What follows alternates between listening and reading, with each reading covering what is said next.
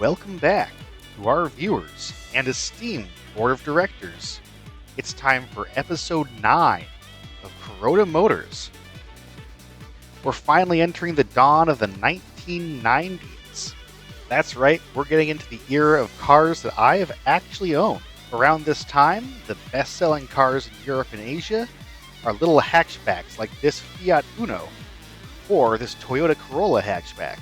Meanwhile, in America, the best-selling car is this 1992 Ford Taurus. Some people really like these. I test drove one and promptly decided to go for a Honda Civic instead. What else is going on in 1992? Well, arcades are still dominating the video game market, with Street Fighter II at the top of the charts in both arcades and home releases. Meanwhile, the most realistic racing experience you can get is Virtua Racer, only in arcades. This would get a console release, but only in 1994. At the movies, you could go and watch Reservoir Dogs in the theater, but instead, most people watched Home Alone 2. The Italian music charts are still completely dominated by American music. Well, actually, it's not American, but Rhythm is a Dancer, which is in English by a German group, is the biggest hit by far, staying on top for months on end. I can't play it here, but by all means, go take a listen. You'll probably recognize it. Also airing in 1992, some Japanese cartoons are starting to get really popular. Does anybody know about these? The overall state of our company here at Carota is looking great. We're finally sitting on a lot of cash with a net cash of $1 billion, plus a couple billion worth in valuation from our factories and plots. Gross revenue is looking above $500 million, and that's on a monthly basis, and our profits are enormous. Our smallest car on the market, the Coniglio, is by far the most profitable, with the Canguro and Illuzione doing very well. And the Caesar's the only one that's not really selling great. That being, of course, our supercar. So we have a ton of capital to work with, and we've got to decide out where to branch out next. Or what to replace. So without further ado, let's have a look at the comments. It looks like everybody's glad to see that we're back. I'm glad you guys came back and actually watched. First order of business seems to be, most people want to see a city car. Maybe named the Bollo. Except for Cyborg Guy, who says, our company is mainly known for sports cars. I know I spent a while on them, but I feel like we've gotten off track a bit. We originally started this to make small cars. But it's kind of true, we've moved up market. There's another comment saying we should work on race and luxury cars to perfect our features. ABS, like discussed here, has actually already gone through that whole pipeline. We put ABS in the Caesar first, and now it's in the Canguro, and I think even some of the Coniglio models have it. But we might continue to use that strategy where we put some new tech in the fancy cars and work it down. It's always good to have the familiarity when you start off. There's another vote for a small city car, maybe with a sport variant, that would fit with the espresso name Cyborg suggested earlier. And remove the whale wing. I know. It is ugly. I'll think of something. And we also have a suggestion to focus on a GT car. Maybe with a V8. Although in my case, I would like to stick to our 6-cylinder boxer, since that helps to farm familiarity, which makes developing our regular cars more efficient.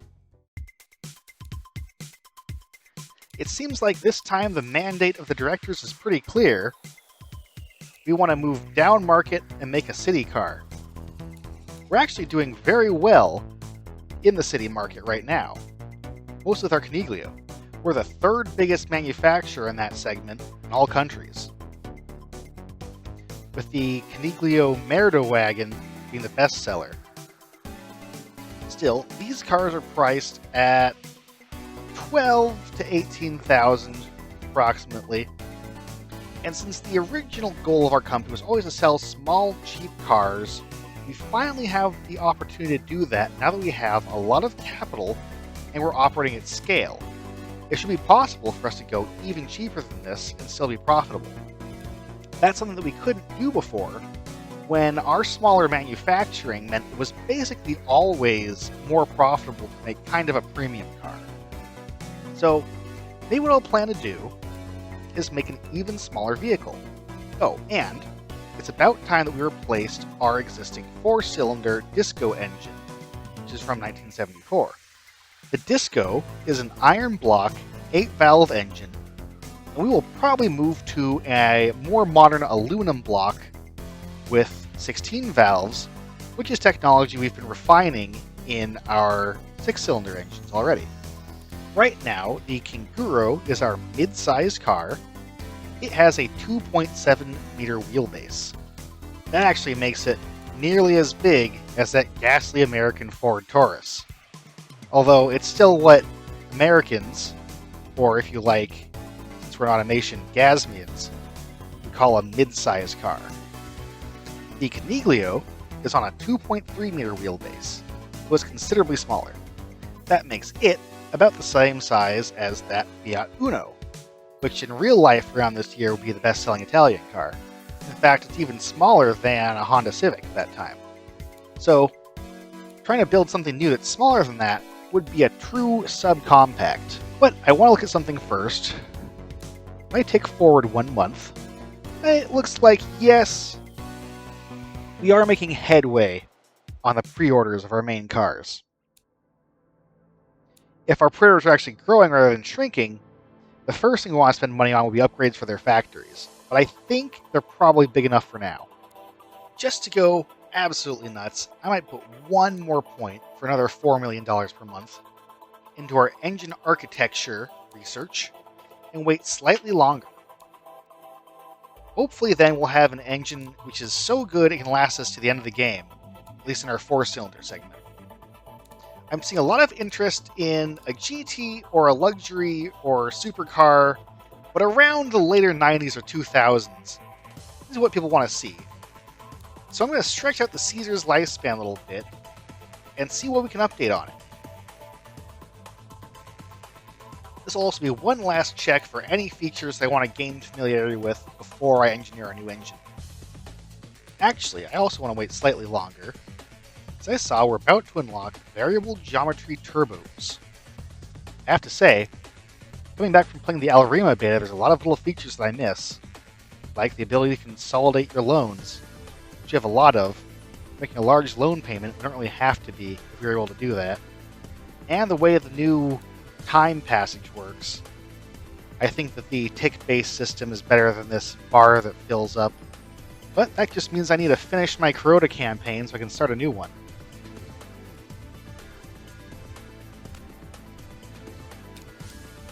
Hey, variable geometry turbo seems to be worth a lot of horsepower, and it helps that throttle response a little bit too, which is valuable for our turbo sports cars. Not as good for reliability or cost, but, you know, supercar. Ah yes, this would be a great time to get variable valve lift in there. Also famous for Honda's VTEC. That means there's 2 separate cam profiles, and they switch over at some RPM.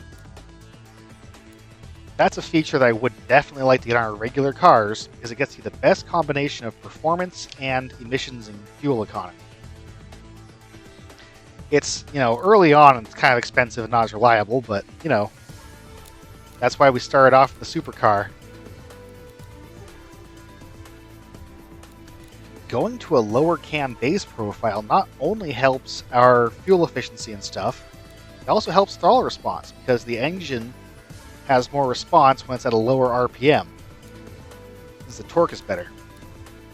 If I do a little more emissions optimization, we even hit WES 11, which is the highest emission standard in the game, meaning this car would be good until the end of the game, and we're getting paid good emissions credits for it.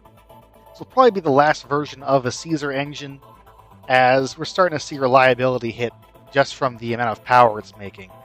500 is more than this block was designed for. And I think it might be time to go the way of the later year Nissan 300ZX and eliminate the pop-ups. It was fun to have them, but their time may have come.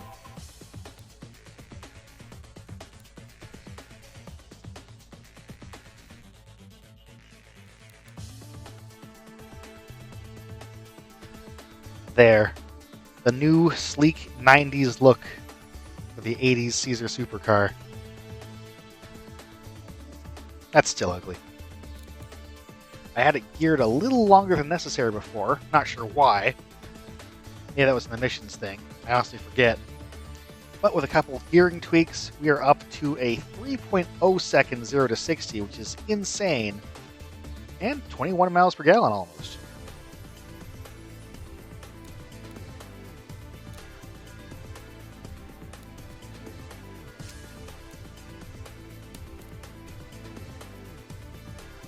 Well, continued tweaks lost that crazy 0 to 60 time. It's 3.4 instead now. But they like it slightly more with an extra transmission speed and whatever tuning I gave it. I also don't know why I didn't bother go for a fully clad under tray. Well, maybe because it looks like there's no familiarity between semi-clad and fully clad.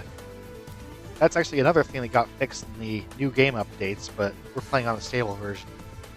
For now, doing one kind of under tray doesn't really help with the others. This will get a CD player.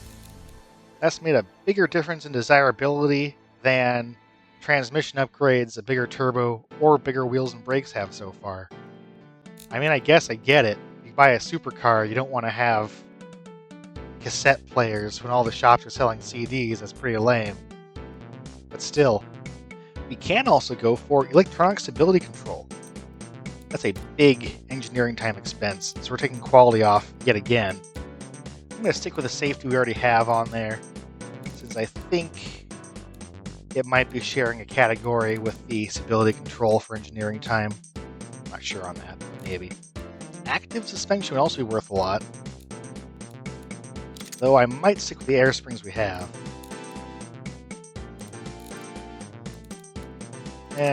I'll try it.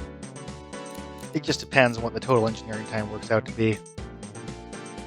That's looking at about 3 years, with almost all that being that stability control. I mean, I guess that's fine.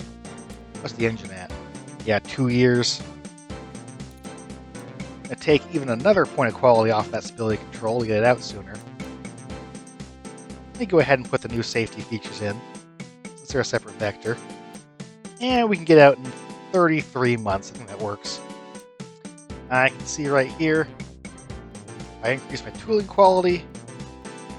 Cost per engine goes down, but average total costs estimated does go up, because we're not making that many. So I'll give them those sliders right where they are. And it's going to be an $85,000 car, as before the dealerships get their markup on it. Now, we already unlocked the year 2000 bodies, and I don't think that necessarily the first generation of our new engine has to have VVL or fancy turbos. The cars need ESC, so I can probably also start right away in 1992 here on our new car. I look at untapped revenue. The family market, of course, still the biggest, with commuter and then city, and the kind of stuff we'd hit with a small city car. So I might actually target the commuter market first. They do prefer a sedan, although the penalty for it being a hatchback is pretty small. We need 2 seat rows. It's got to be properly smaller than our smallest car already. So 2.1 meters at the max is only for wheelbase. So what I'm seeing, there's this 2.1 meter body, and the smaller 2.0, which is narrower as well.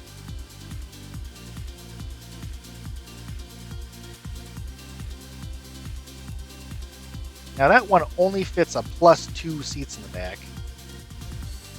whereas this one fits full-size seats. So this is more attractive. On the downside, they're only coupes and hatchbacks. No actual sedan option, like this Kia Rio looking thing. Yeah, this body has sedan, it's got a wagon with +2 seats, Tough decision. Well, maybe I'll start designing on this body, but I'll see if it's actually viable. No, it's hard, because I want 5 seats, really, for a family car to get some of those sales, because it'll be our cheapest car. It's going to get sales in the family, too. We'll try the hatchback only thing. If we go back much further, we're losing a lot in terms of the year. Yeah, there's nothing that small, really, until the 60s. Steel, unibody, that's what we're good at by now. It makes a very good car. I'm thinking regular steel for chassis material. In real life, I think you're starting to see AHS steel almost everywhere. That's your advanced high-strength steel. In the game, it mostly just makes safety a lot better. We can get on with cheap steel and automation for pretty much the whole game. And I'm thinking front longitudinal with our usual boxer setup, of course.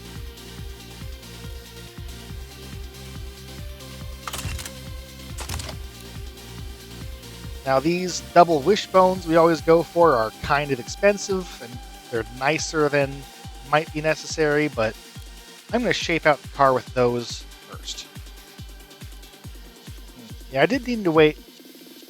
I want to see my tech pool maybe hit 7.0, because we are doing some research in there for the chassis. I think it's okay to wait to start the project a little bit, since we're currently doing, great financially. Waiting until the start of 1993, we've got some more buys unlocked. We got another $1 billion of cash on hand. And chassis R&D is barely creeping towards 7. I guess part of that is a base value from our country, if I'm not mistaken, which is actually going to be going down. It's going to approach 0 as we get into the later era and countries are more equal. So I guess that's to be expected, because we're only paying for +6. Engine architecture is nearly at 7. I'll give it one more month at my hit there. Alright, our engine tech is officially in the year 2000. Name for the engine? I'll come up with one later.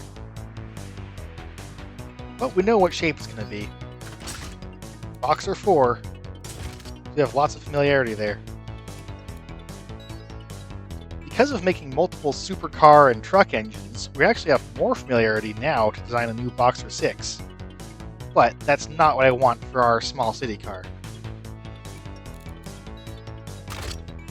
It's going to be a lightweight aluminum block, which gives you the best cooling and emissions.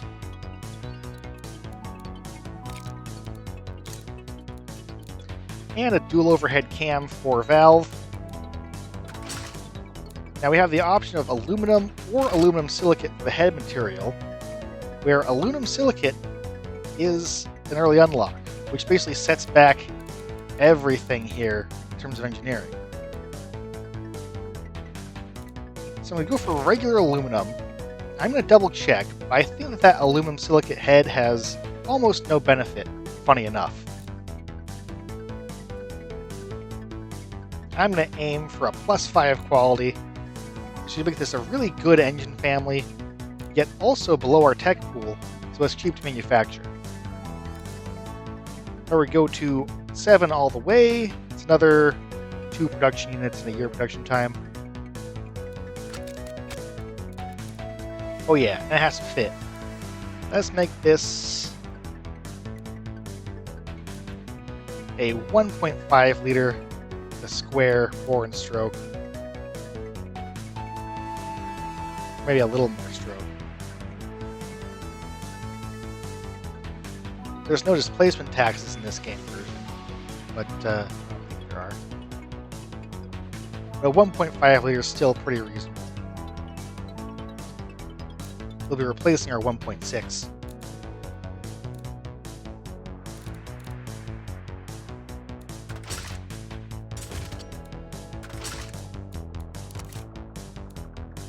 And then most of these other options are going to be pretty standard. They're the same as we did last time for everything.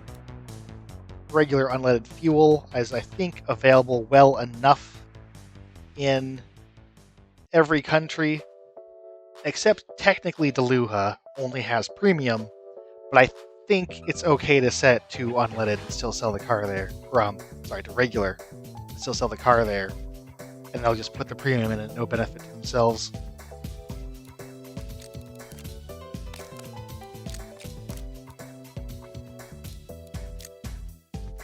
We are going to put that variable valve timing, that's the cam phaser, on this, which means this thing actually has 4 cam phasers, which I don't like mechanically. That's like a lot of things that go wrong, but whatever.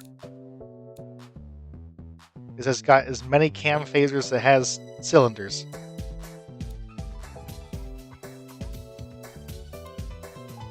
And we're already starting to get some familiarity with the VVL, although it's probably not going to go in the first generation of this motor.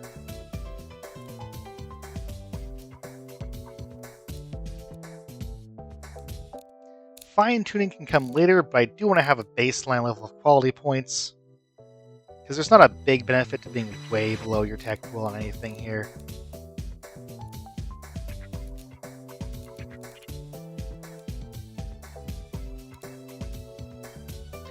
Like, all I have to do is give this a little bit of manifold size, and it'll rev to the moon.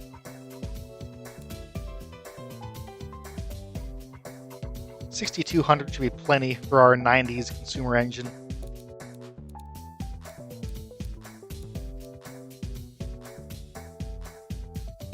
And an utterly insane 12-to-1 compression ratio gets us good fuel efficiency. And overall, I can still tune this a little more, just a little under 100 horsepower, whereas our old engine made 110 but was a lot heavier and larger.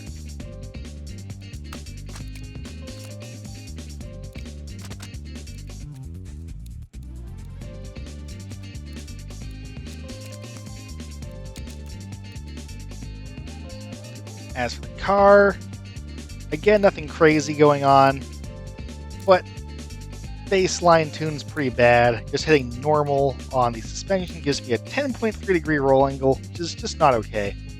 So I'll just run through this and see how we're looking. Well, just on a basic tune, set the brakes and gearing and all that, desirability numbers are looking pretty bad. It is cheap, it's affordable, but it's even still then not stupid cheap for about $5,000 in material costs. Going to AHS steel does seem to make a big difference. They care about that safety stat a lot. But it also straight up adds another $1,000. I guess that's problematic for these very compact cars. On the other hand, we're at about 47 miles per gallon, which is very good. Just drivability, comfort, safety, practicality are all slightly behind. And so is reliability, although that can improve a lot on facelifts.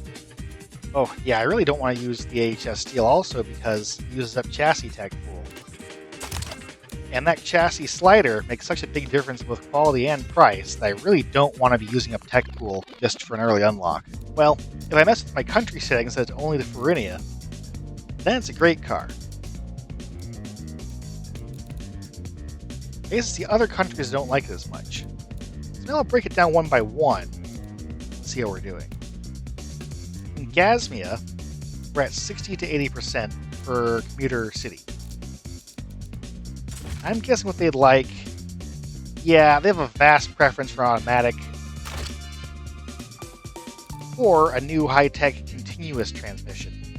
That absolutely kills the sportiness stat, but it gains us a lot of drivability and comfort, in fact a stupid amount, and a little fuel economy. Meanwhile, that CVT version of the car still does market well in Carinthia. It's also doing okay in the Arjona market. Arjona is very cheap. They have a budget of around 10K on a commuter car, or a city car, similarly. And we can hit that with this kind of vehicle. You know what? As long as we do go to the CVT, which is painful. The sportiness is gone. You can make a manual trim, don't worry. Then we're doing okay with our worst country being Gasmia, and you know what? We have bigger cars they want. I also did workshop a quick version of this car, and I like how many body variants there are. But unfortunately, I think the inability to put full-sized seats in the rear really kills it. Because you can't get into any of that extra family budget kind of market. So let's say we want to go ahead with this body. It's going to be basically all hatchbacks and coupes. It's their only option, sadly. No wagon, no delivery off of it. But that's just what we have to work with. We'll temporarily call it the Bollo, and we'll make variants too. We're looking at a baseline engineering time of 3 years before we change anything or add variants. Meanwhile, the engine's going to be closer to 4 years, which is fine. And I'm pretty tempted to just replace the disco motor entirely, although I'm not sure if that's a good idea, so I'm temporarily setting up just one factory.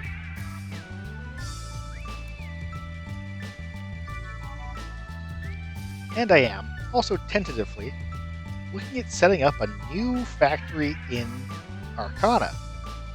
That will make our labor costs about half what they would be on the other side of the border in Fruinia. Since we started off at Khalid and Iagastella, we'll probably say that's the Leningrad factory, right across the border from us. And we are, very tentatively, looking at a cost of, honestly, about the same as our existing... Yeah, honestly, about the same as our existing smaller car would be what we're looking at here. Although I'll see if I can maybe re-engineer to get the price down further.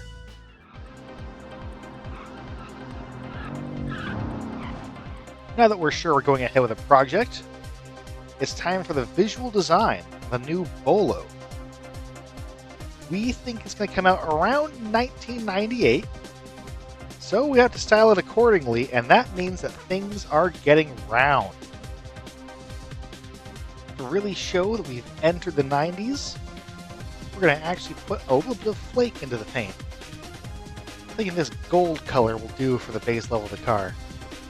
I've tried to cut it down as much as possible for brevity, but I actually went through a few iterations on this design, since I've been out of it for quite a while, and honestly, I just forgot how to get around all of the noob traps that automation will pull you into, and had stuff that wasn't lining up and lots of jaggies and that sort of thing. So I went for a couple different headlight designs. The older headlights, this is more of a Honda headlights, like I referenced from the 1998 set. And I scrapped that. And after rearranging the whole body seams, tried to go for the Renault Twingo headlights, which also has that very plasticky bumper, which I like for this car. It looks down market. And I was trying to paint that on myself. It wasn't working. I also couldn't figure out the blinkers that matched really nicely to the circular round headlights either.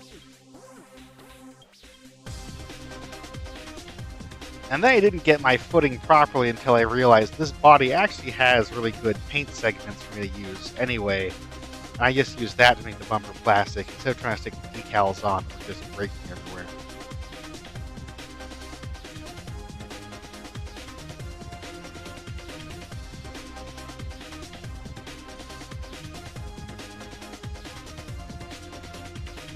Gotta have some plastic hubcaps on the steel wheels, although I might have actually switched this car to aluminum at some point later.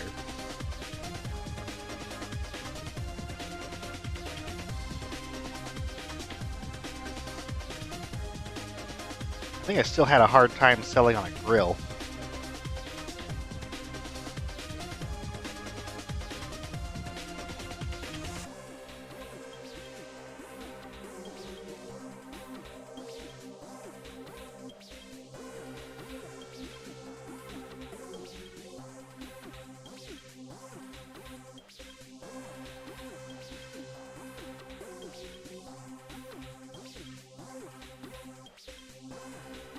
I ultimately, heck, maybe I'll even change those in the next facelift. I went for these kind of squarish lights, which maybe aren't as round as they should be for a car named Bollo. I thought I'd throw some fog lights in there. We have a section of painted body below the hood, so that the lights and bumper kind of one darker area. And then some more plastic vents. That's kind of like what was on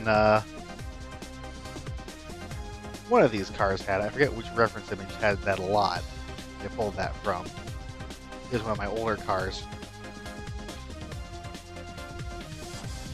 Oh, I put a single windshield wiper on there too, which is another feature some of these little cheap mini cars have.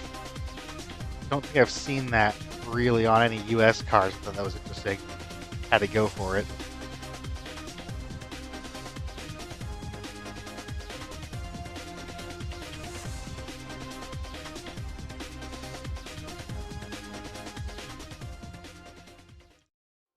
And I still went through a few iterations trying lights as well.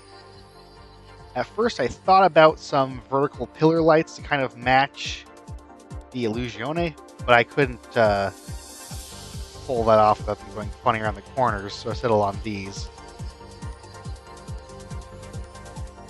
And they're kind of not too far off from a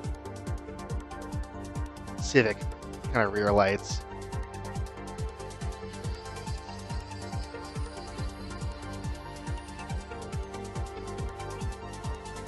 For whatever reason, the exhaust under the car was not connected to the exhaust tip. I'm not sure what is up with that bug.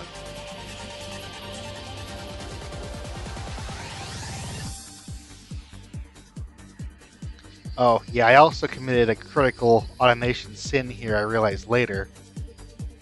I was looking at that license plate like it must just be too big. Kind of forgot this really is a tiny car body. And pulled out the ruler and thought, well, maybe that is twice the size it should be.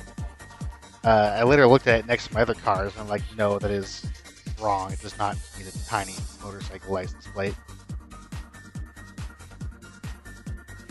The eagle-eyed of you will notice that there's a couple tweaks, including that license plate, and I kind of fixed the blinkers a bit in the version of the car that you see in the thumbnail and some of the intro videos, but not on the test drive and stuff. So I went back and fixed that later. I wasn't happy with it. As for the interior, I'm not totally sure what this dash is from. It's giving me a little bit of like Supra vibes. How it's curved in and around the driver. I would kind of like to do a Fiat style shifter up high, but I didn't look too hard for a shifter that would look good on there, or a dash that would match up to it. The better looking dashes aren't too flexible when you can do it. I didn't want to do a ton of extra detail on a dash. You can just spend forever putting all these little gauges in if you're, careless about it. I also realized I was making it right-hand drive a little bit, just because that's what it defaulted to on this dash. I tried to change it and realized that was going to be a mess before I put it back. Just decided this one can be right-hand drive, and the other ones are left-hand drive. Oh, I am a big fan, of course, of the, I think I used this in some other cars, the painted interior that matches the body color automatically, so I change the body color, that changes too.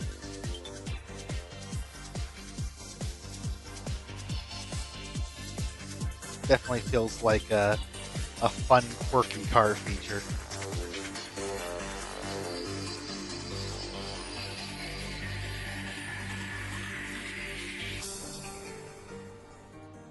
This car got so cramped that I decided it would be okay to skip putting a carpet down on the bottom.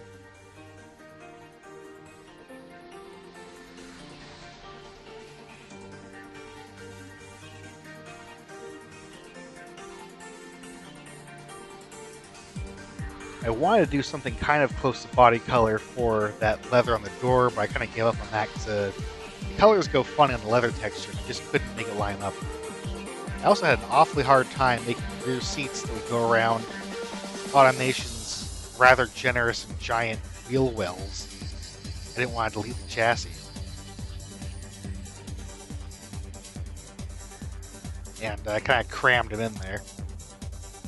I also had to learn how to use the custom texture feature because I really wanted this confetti fabric, which I think is actually from an Acura Integra, on the seats here.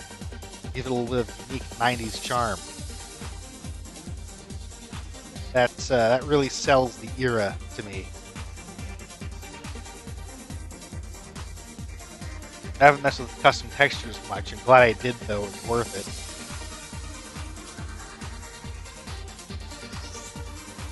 Alright, with the basic design done, it's time to go do some variants. Now, we're a little limited on this car. We only have the hatchback and some coupe options. So we won't get crazy stuff like the delivery van. And I also keep noticing my desirability shows up as terrible. I'm not sure what changed. I'm hoping that's just kind of wrong, or it's based on what countries are flagged. But I've got my regular Primo variant, and from there, I'll probably go ahead and make a cheap one, a sport one, maybe convertible. So of course, the cheap one's getting standard interior. Go ahead and set the target market for Arcana. Let's see if that works. And a standard cassette player.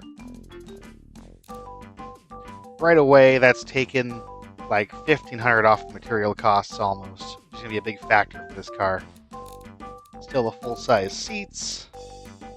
Still, I made some other tweaks. I put steel wheels on it. They seem to like that more for reliability. Even the premium ones do. And of course, visually, I already put steel wheels with hubcaps on here, which I really like. Let's see. I'm thinking cheap car definitely does not get the sunroof. Sorry, guys.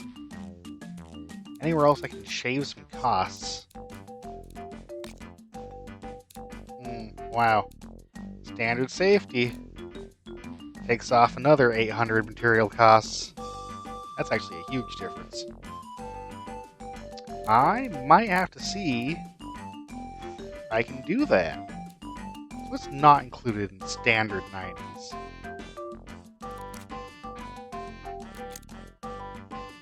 Let's see, Advanced says the driver and front passenger get an airbag. Standard says the driver gets an airbag only. Yeah, alright. You know what else? Cheap car doesn't get the fog lights. Those are optional.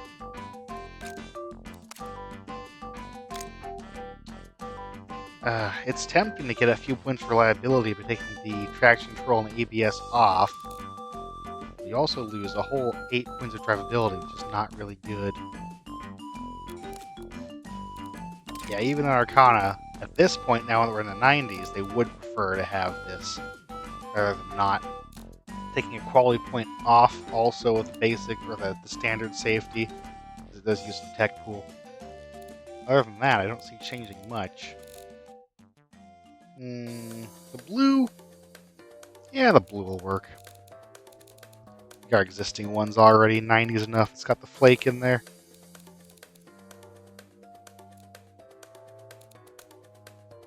And, good. Yes, I can set that up so it automatically changes the dash color in here. Love how that matches.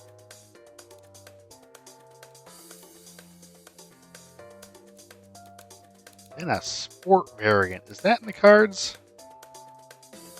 Maybe?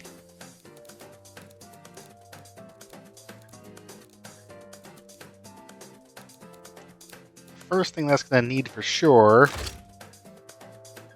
is a manual. And we got a little closer gearing on that.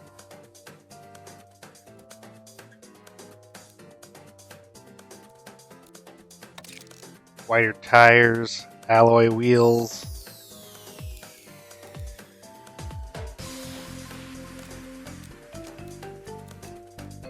I wonder if a sport version of the motor could be in order. Not sure if I want to get into that much yet or not.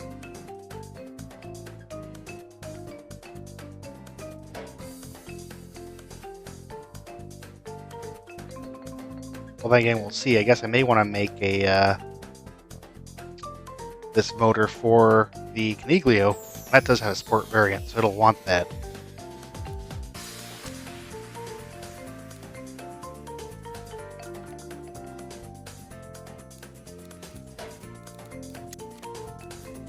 Yeah, convertible numbers look terrible. You might not make the convertible, not for now. Yeah, screw it. Adaptive dampers in the sport version. You can go crazy and do like air suspension or something that I'm doing on my supercar. It won't. Not for the super budget versions. Or not for my super compact car. I don't think it needs a super premium version like that. So there, we have a nice one, a cheap one, sports one. Is that all the variety I'm going to get out of this? I just really wish one of these bodies counted as a sedan or a wagon. But I guess I don't get a lot of options when I go for the microcar body. Yeah, it's a real premium budget type of thing, I guess. I'm sure there's any market that really wants to buy that thing if I were to make it. Blue would be the coupe. And yeah, not predicted to outsell any trim in any market. Except premium. Well, no, not even then. I'd rather have the hatchback than the coupe. Because it gets small seats in the back.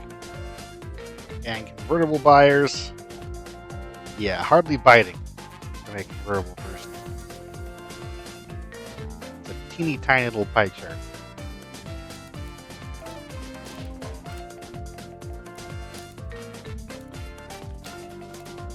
Yeah, luxury version. Nobody wants that. Nobody needs that. I guess I'll just keep my number of variants down, keep my engineering time down. And hopefully be able to get some sliders up. We have a baseline right here of 49 months. I might actually want to get my process slider up a bit. That causes me to use more work hours and less material costs. And I think on this car, material costs are going to be a lot more than work hours as a factor.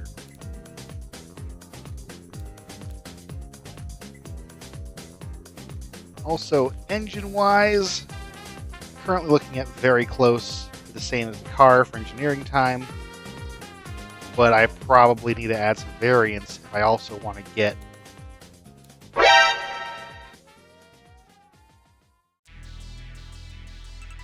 engine over to Coniglio and stuff.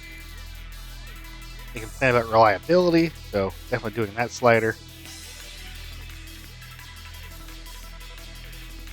And tentatively aiming for a flat 5 years. And yes, I am seeing some good production numbers estimated now that I've tweaked it. Earlier it was steering me towards a smaller factory.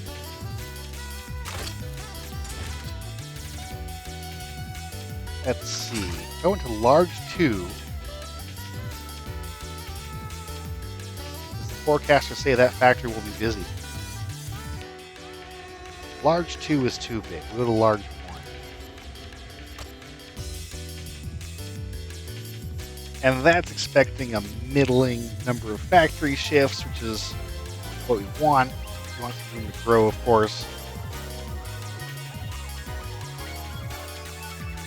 And we get the cheapest narrative version at $8,500 cost to dealers. Which means it really would be a much cheaper car than anything we have on our market here. And our Primo would line up with the crappy version of the Coniglio, I think, price.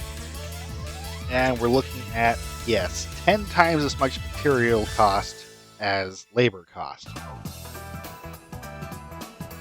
So first of all, by Arcana standards, we can afford to pay a lot. And we'll have to, I think, get these workers. Our construction time, 38 months.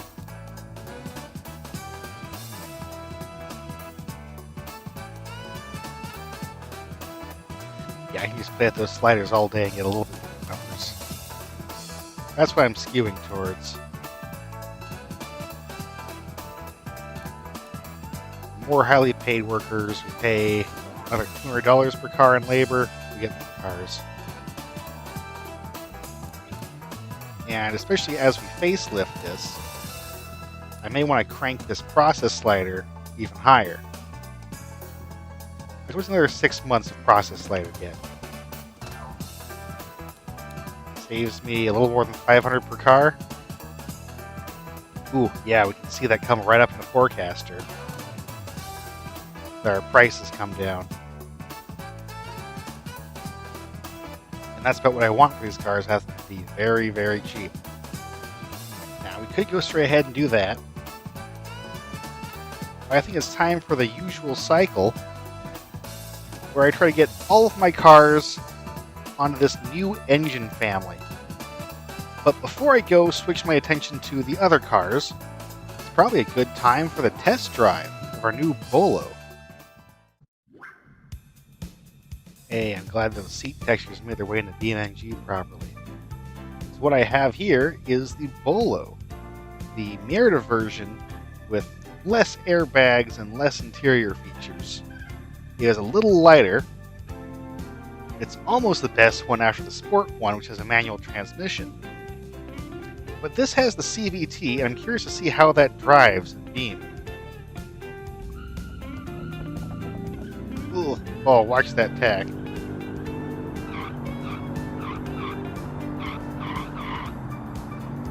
The Beam CVT does not do much fake shifting, but it does actually feel like it gets going okay. That said, the other thing I'm noticing is that this thing is an understeer hog. Oh my god. I mean, I guess it's what it's designed for. Oh. It certainly reflects the steering graph we saw in automation. There's no way to make this thing rotate.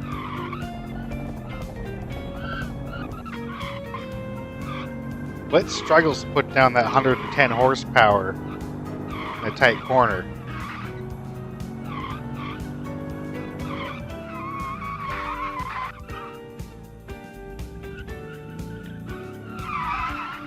Well, it does that.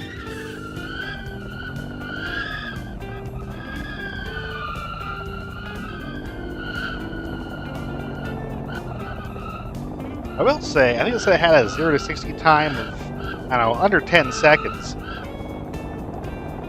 It feels plenty fast. Actually, I think the CVT tuning we're seeing here is very willing to put the engine right at 6K and hold it there for maximum torque, which is not usually how a CVT is set up in real life. You usually have to fight it to do that.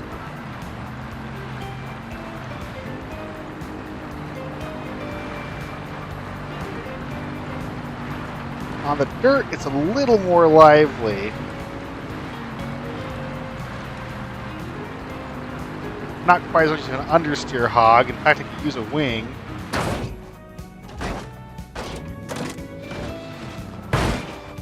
I'd say the car could also use better brakes, which it could, but I was just going too fast there. The engine's very responsive, it revs quickly. It almost feels like it doesn't matter with the CVT, though. Oh, it's so easy to understeer and lock up.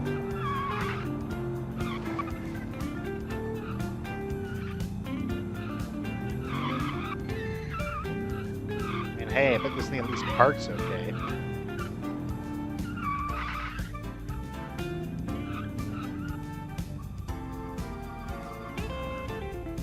passenger seats, not looking comfortable back there. You ever sat in the back of the Fiat 500 or like first-gen BMW Mini Cooper? It's a knee compressor. Well, imagine that's what this thing's like. You know, I'm noticing it will rotate if you give it a bit of a flick.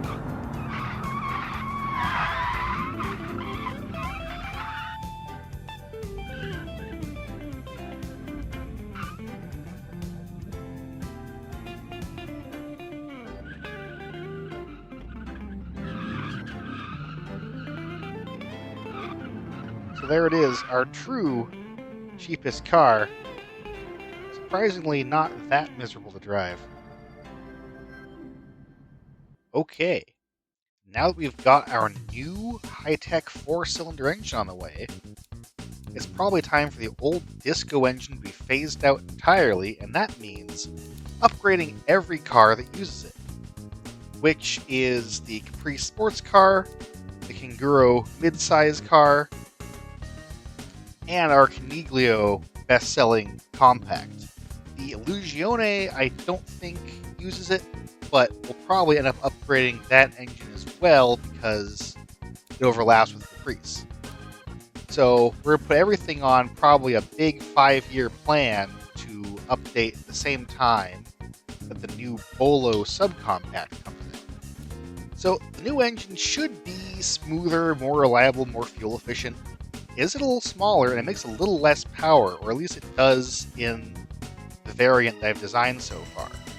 So we'll see if I have to add a couple variants as we go. I'm thinking just for a baseline, we'll start with the Primo first on the Coniglio, so we can see what stats change when we install our new engine. That's the Bollo in there. I think it has a very different looking intake. If we compare stats to the previous version of the car, we've lost a bunch of comfort somehow.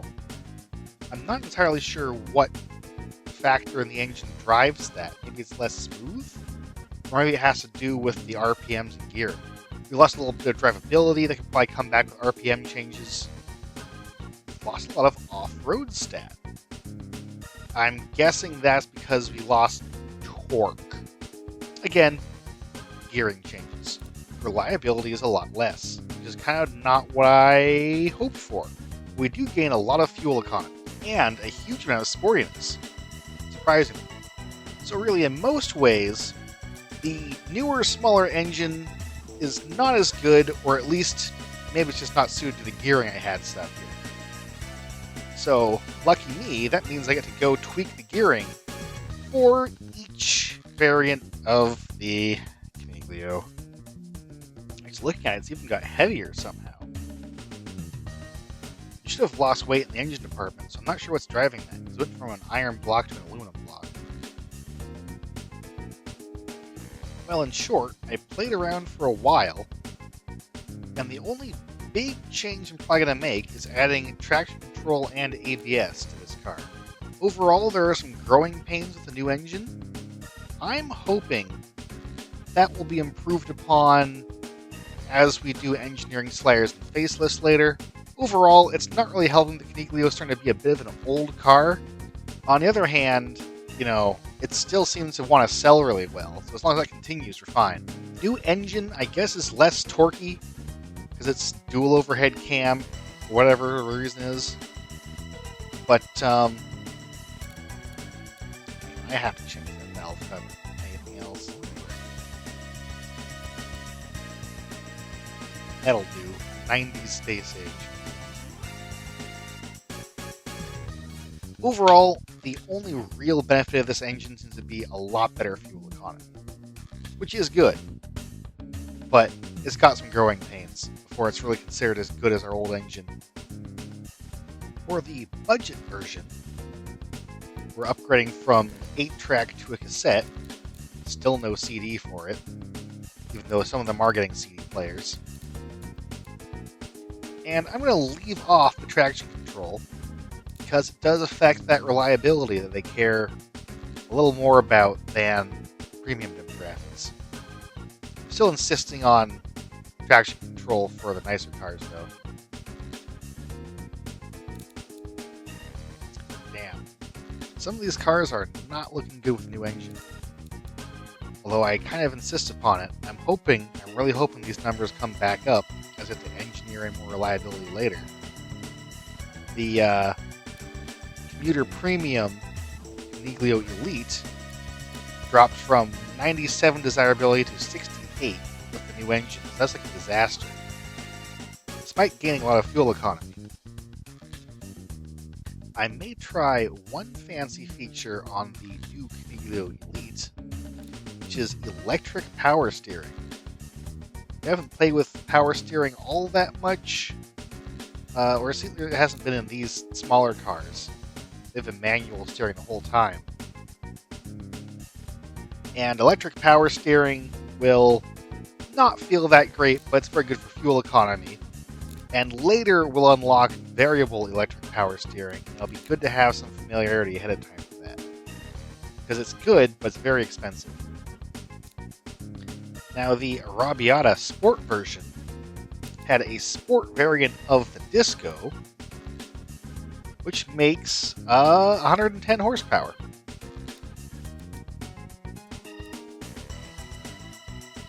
For a while I was saying I thought that the Disco made 120 horsepower, so the new engine was down on power.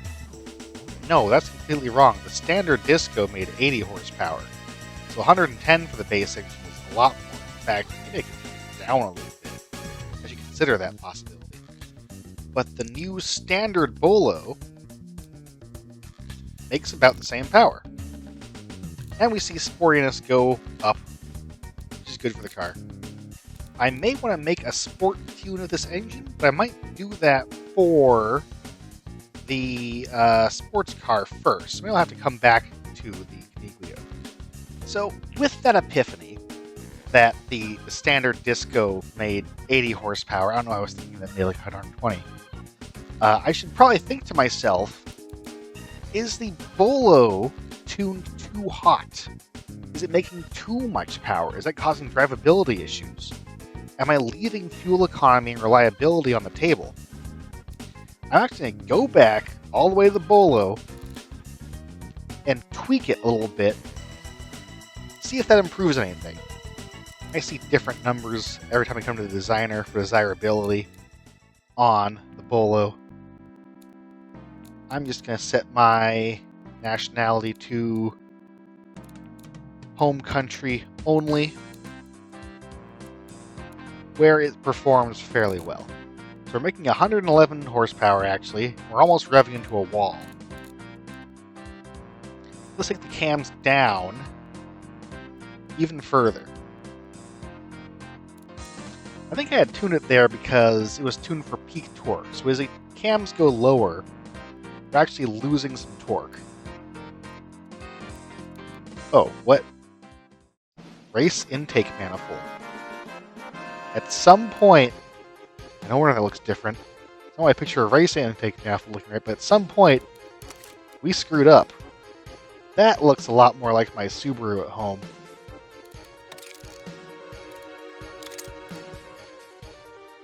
And that power curve looks a lot more familiar. We've gained a lot of torque. We've, how much? Yeah, we gained 20 reliability. I don't know when that option got selected. I'm baffled. I'll have to go in the editor and make fun of myself when I see that happen in the video later. At some point, I was looking at something, and I put a race intake manifold on this engine, and that's why there's issues with it. That's why the service costs were high. That's why the reliability was low. Why people didn't like it. Okay. Cams still going to tune for peak torque.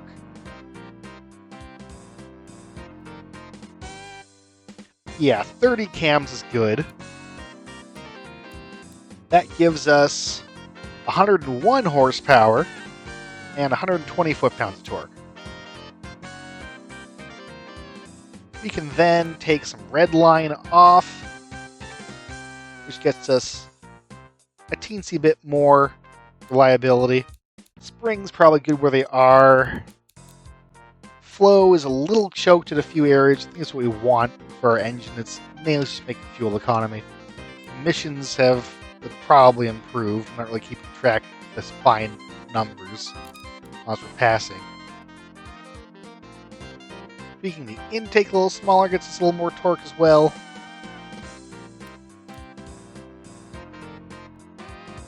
It says it's choked. That's completely fine.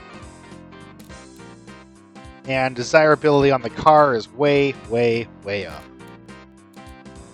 Alright, I was not happy with the numbers I was seeing. It's because I did something completely wrong.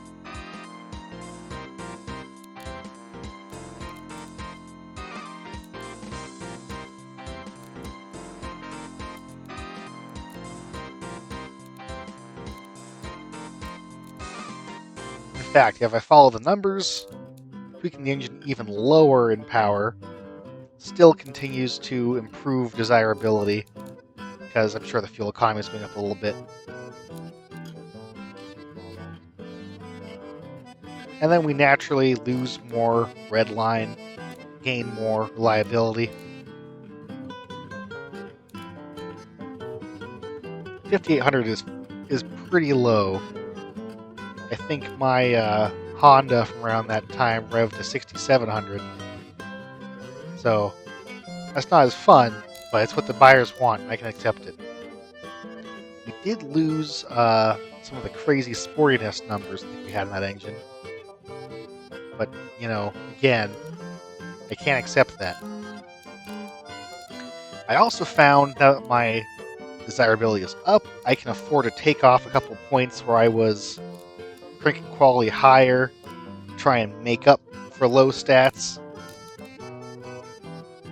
I dropped a couple points off of safety. We don't need it that high. Now a little below tech pool, so we're saving another couple $100 in material costs, some weight, some engineering time.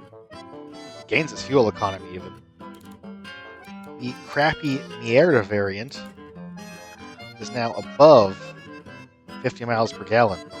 God, I still can't believe I almost signed off on this thing with race intakes accidentally selected at some point. I was just stumbling around in the dark trying to figure out why my numbers were bad. It's not the late game being difficult or anything like that. It's just me being stupid. Also, guess what? That stupid race intake probably was adding like $1,000 per car. So prices go down. I'll tweak these prices finally once I've got all of the engine factory set up. That comes after the other cars. And something I changed even has the engineering time down in the Bollo. Yeah, that was causing some engine bay fill factor. I guess I'm going to aim for exactly 5 years instead of 5.5.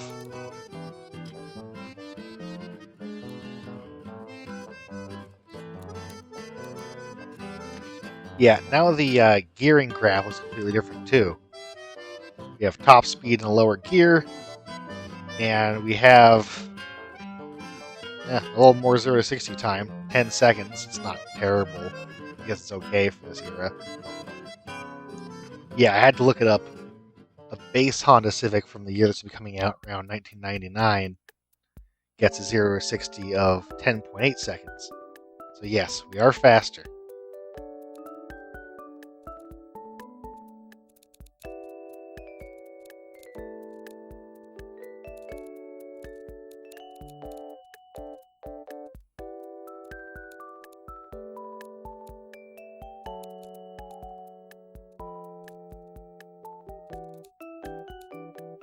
Okay, proper engine this time.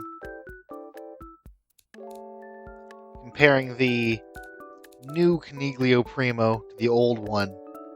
We did gain drivability. All that's coming from the traction control. We gained a little comfort. A lot of that's coming from the new CD player. Gained sportiness, gained safety. lost a little reliability. The new engine still is not as mature as the old one. We can get that back. And we gained a lot of fuel economy, which now without that huge comfort loss from, I think, the loud race intake, is making the car very appealing. So I'm going to go do what I wanted to do before and drum up a sport variant. The Caprese is getting a little long in the tooth. It's probably going to be time to replace this car soon. You know, it could be cool to pull a Honda and have VVL on the sport version of the engine. That suddenly makes a lot more power. Not that they seem to care right away. Just out of curiosity, what does that add to my engineering time before I go tuning it out? I have to click so many screens. Alright, that takes me straight from 53 months to 59 months. And that is on all baseline sliders. I thought I already worked some improvements in there, but apparently not. You know what? It's probably not as good a choice overall as not doing that, but it's tempting. So we have a sport variant of the engine. At the end of the day, it has to be desirable to buyers.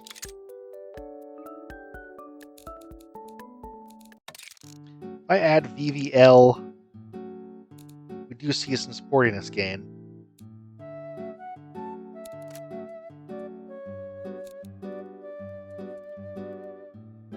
Baseline sports engine is going to open everything up so it's not restricted.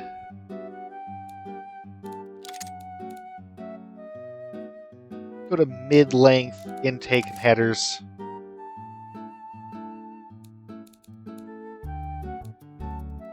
Get the red line we can get out of that.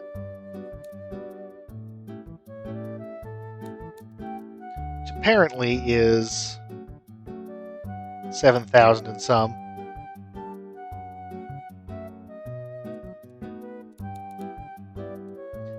That will put us at around 120 horsepower. Which is a little more desirable than it was before. If we go to VVL, suddenly we're at 130 horsepower. And it is less desirable. Maybe at that point the chassis isn't handling the power.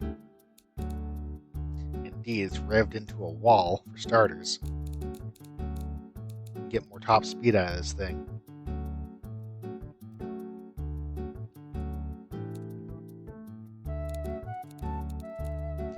Maybe again I'm going to set the nationality to Florinia.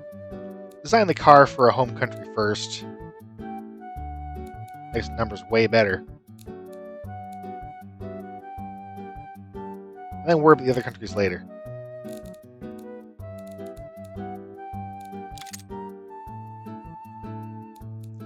They're still telling me they prefer it just without VVL. The mid-length intake and exhaust does a lot for it, though.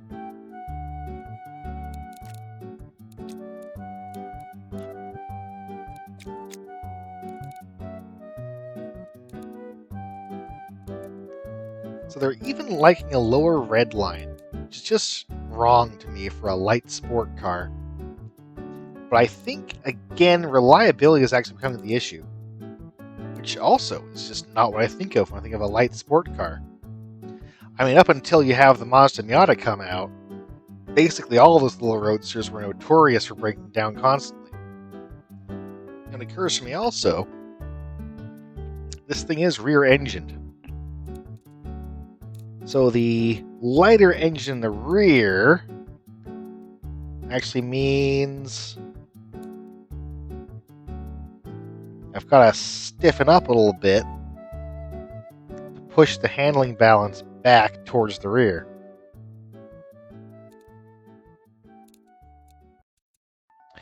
how am I scoring better in Light Sport Budget and in Light Sport Premium compared to normal Light Sport? That just does not track to me. It's like an inverse bell curve. People with a low and a high budget like this car, but not people with a middle budget. No, no, no. I mean, they like it, but not as much. So what I ended up doing also was I put slightly wider tires on the front because we have a stagger where the rear tires are wider than the front, which makes the car more understeery. Since we took the weight off the back a little bit, I can put little wider tires in the front, which helps with total cornering G a lot. That gets a new CD player. It gets a second brake disc piston. And it gets traction control.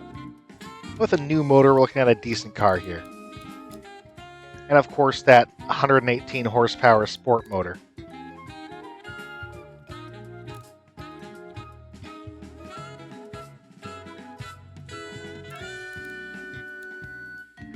Now, of course, if I want to upgrade the Elite Caprice, that means starting an upgrade to the Pancrator motor. Which means I'll have to upgrade the Illuzione. I just put the whole company, every car we're doing on this 5-year cycle. I probably am just going to do that. Look at all the engineering sliders up. I think we can keep selling without changes for 5 years, no problem. But, as someone told me, I really have to admit this wing is a disaster.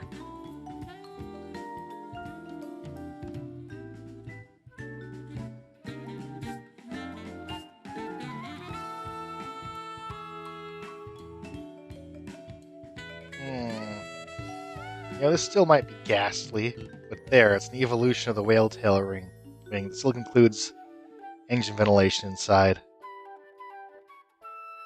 No, that looks... where the vertical hits the slant. Oh, that's just too awful. I don't think we can do that either. There's no winning.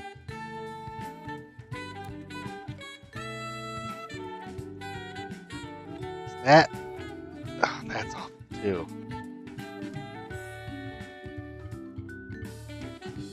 Kind of like that.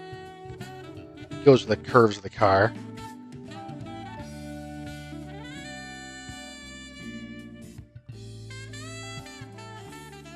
How is it open with the trunk? Probably the whole thing goes to the trunk, and this part's not really connected to the fender like it looks. And yeah, it's a bit of a round thing.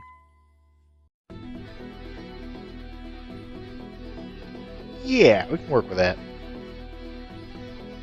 And this gets us the Pancrator Sport B, the second generation.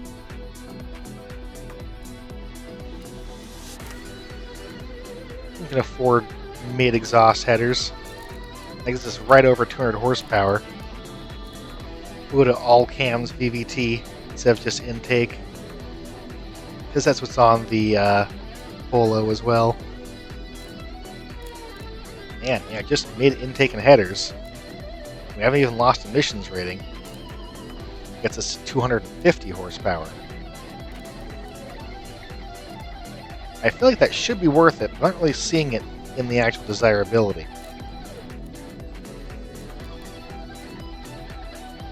Oh, Jesus. This thing goes 190 miles an hour on 250 horsepower? That doesn't sound right. That sounds like too much. Now I put aero quality in. Damn.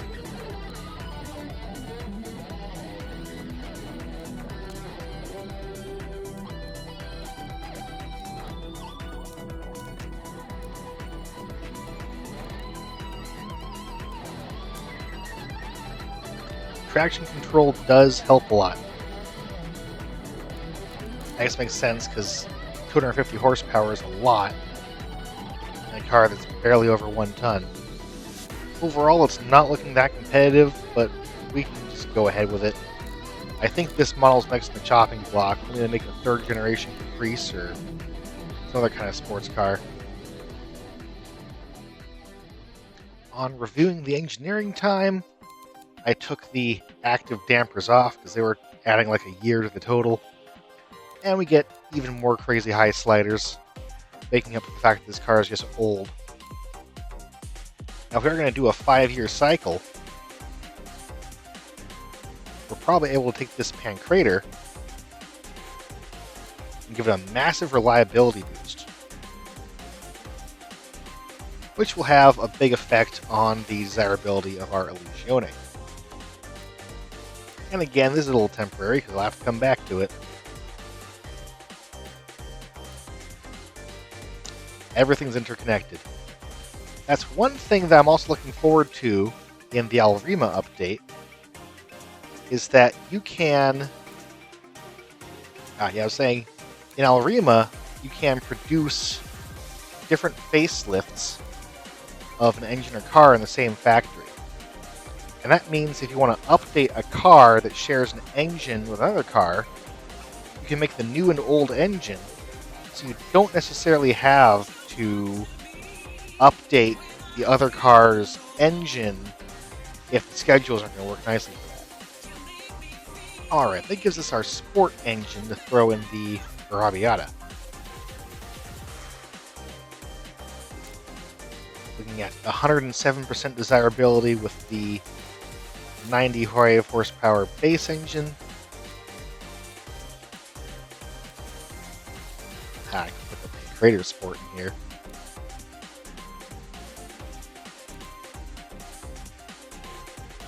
Bollo Sport.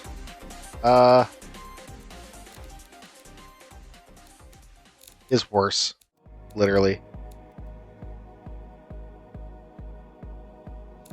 I guess even the fun market would rather have the fuel economy than the sportiness.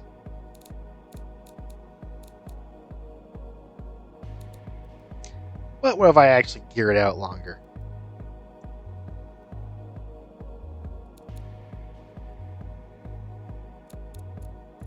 Oh, and fix the handling.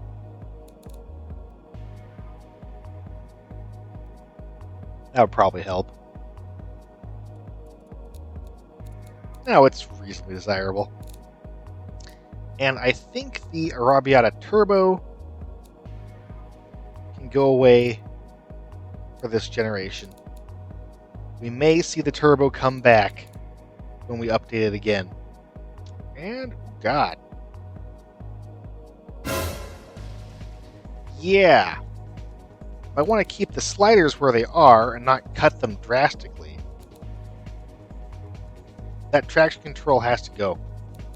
Actually, first, the electric power steering has to go. Let's see what that does.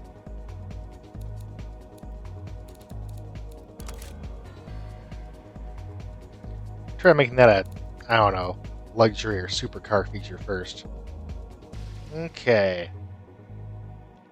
Yeah, we're still looking well over time budget, but we can get our pressure back up. That saves us 10 months. Spend a few more millions. Saves us a few months.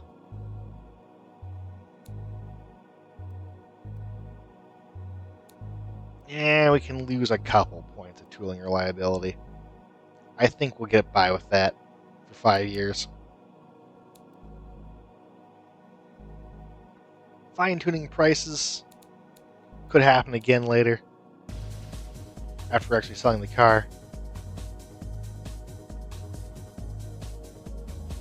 So there, it's lined up. New Bollo, updated Caprese, with a new engine on one variant, updated Coniglio, new engine on all variants. That leaves the Illuzione and the Canguro to do, which I'll do the Canguro first. Man, at some point I screwed up the wheels on here. What was I doing?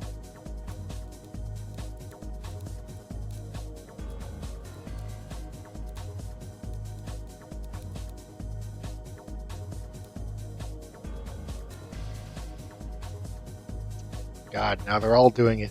I open it up and this one's broken. Alright, very cool. Alright, new standard features on the Canguro. Of course, the new engine. Man, I would not want to change those spark plugs.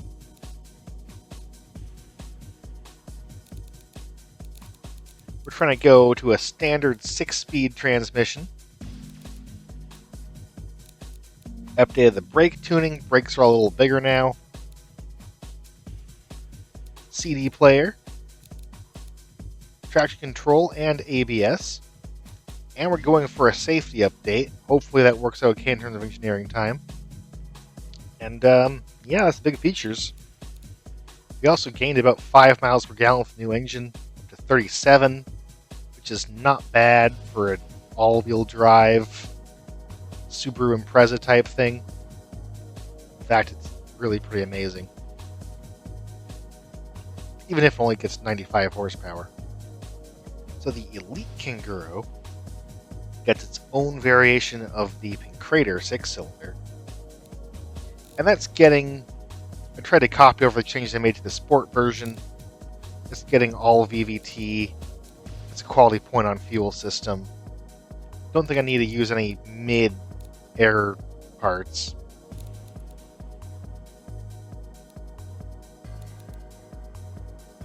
We're still pretty far ahead on emissions.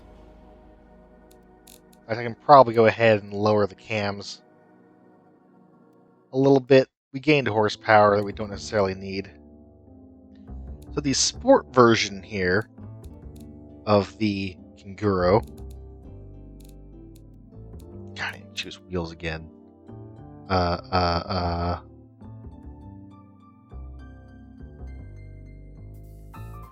Screw it. You're in.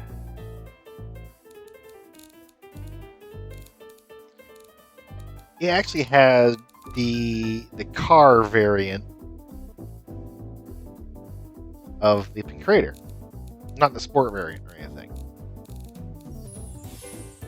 This main defining feature is the helical LSDs, and you can really use some rear disc brakes. There you go. I guess basically it was more like a in-between. You get the larger engine but only the premium interior. And the hydraulic power steering, for some reason, well, the Sport want the manual. So I gotta decide. I really have a few options now for...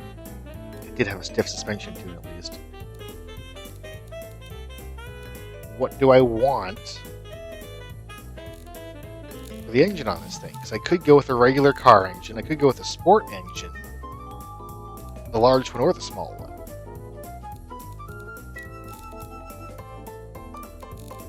So baseline, we're at 120% desirability. The old engine.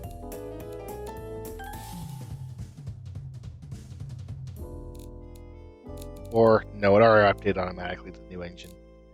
That's the Pancrator regular car version. What about the Pancrator Sport? Less desirable to family sport. It's really too much power, not enough fuel economy. I just don't want a car that goes 178 miles an hour. What about the Bollo Sport? Also not desirable. Might be geared too long.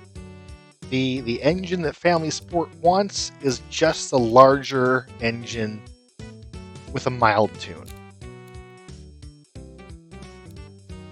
I guess they get some decent speed out of it, and they still get the reliability and relatively okay fuel economy that they want out of a family car.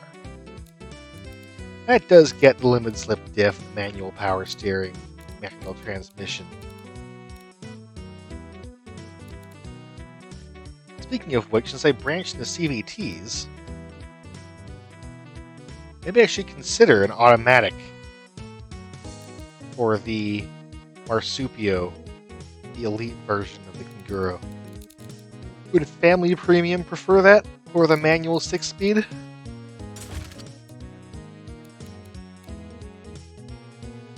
Yes, they would.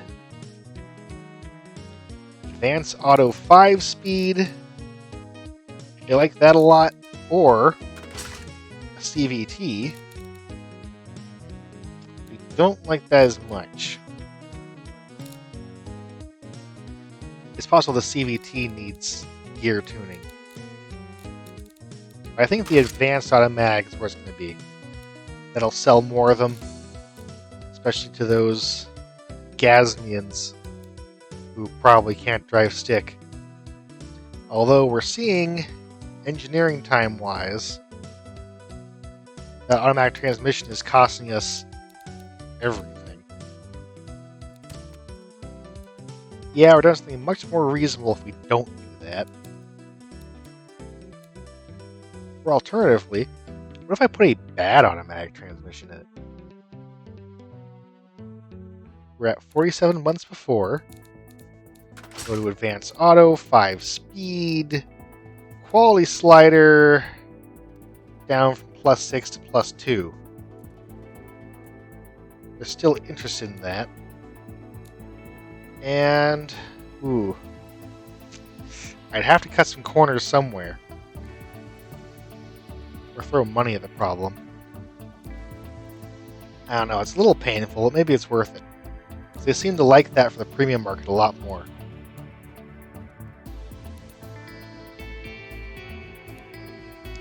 Ooh, ouch. Production efficiency is getting a little bit low with all these trims.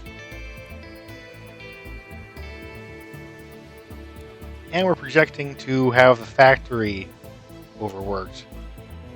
That might be 2 reasons at once to consider an upgrade to a large factory. I have to fine-tune it a little bit. And that's predicted to be a little less insane. And we see in that larger factory, production efficiency does go up a lot. There are no longer too many variants to be in that factory. And I should probably be playing with some of these add-ons. Expanded Offices is a good one. Reduces material costs by 10% and provides 10% higher production for 5% additional staff.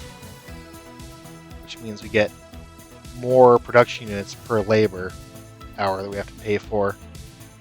That's pretty good.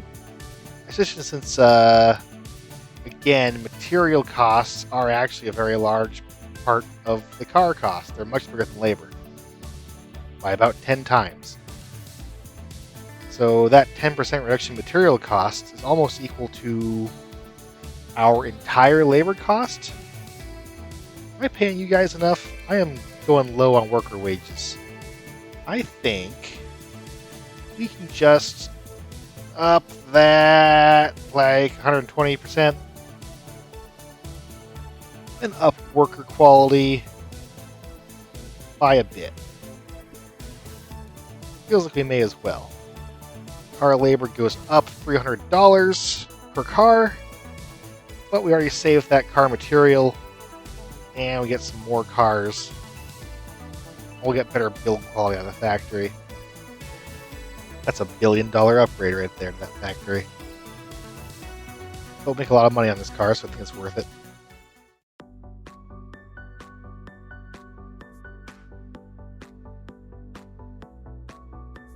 Okay, and before finalizing everything, we still have the Illuzione to do.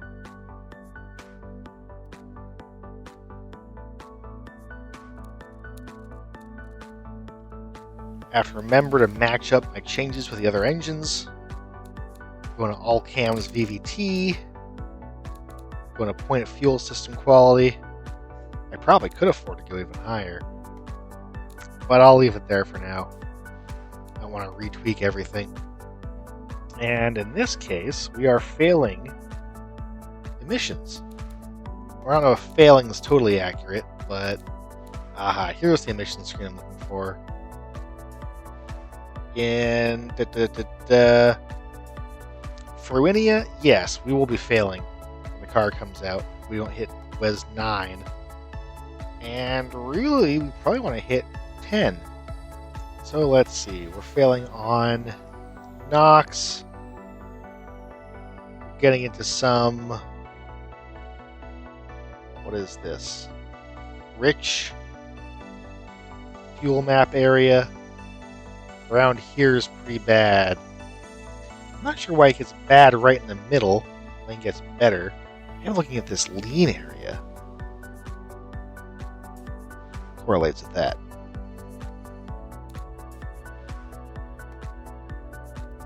Yeah, if I rich it up, it helps with NOx a lot. I can probably take a couple points of cams out too. Guess a little almighty fuel economy. We're only just passing. Gosh, I really do I want to hit 10? Or is 9 good enough? I need to hit 10 by 2005. Or 11 for Rinia. That can probably be for a facelift. I think we're okay for now. The trucks are a lot harder to make past emissions. What else do we have up our sleeve? We can get another speed on the automatic on this car. That improves everything. I think that means I can afford to go a little higher top speed gearing without hurting the reliability or other stats too much. Just have another speed in between here. I also gain a little drivability from skewing these other gears closer to the first gear. So there's closer together shifts, and then this high up overdrive is further out. That's fine. Yeah, all-terrain tires. I definitely would want for this kind of car, but they're not helping the fuel economy. Once again, time for CD players. And traction control? I like it a little bit. It helps with drivability and off-roading a little bit. And utility even. I think it's probably worthwhile. Quality's low in this category. We may keep it low because it can be expensive in terms of engineering time. And since it's a big update, maybe I can afford to take the big safety increase as well. You know what I didn't think about? We gained some familiarity with air suspension, which is an expensive option, but it's good for off-road vehicles too, and not just sports cars. In practice, it adds like $1,000 to the car outright, and it doesn't increase desirability that much. So overall, changes that look very similar to what we saw in the Canguro. Probably won't be anything crazy for the rest of these. I may price out air suspension just on the Elite Illuzione. And you know what? It might be the biggest engineering category in the whole thing, but it does look viable. And again, didn't really add much. So I want to go the sliders up as much as possible. Yeah, about 1% desirability. Probably not worth it. They are starting to complain of low sportiness on our utility sport vehicle here. Maybe they want to be a little more road-oriented.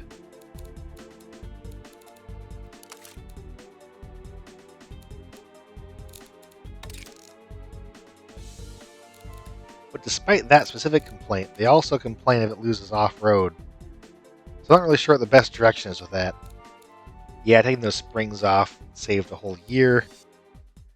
I'm going to spend that on, what do we got? Material costs are a lot.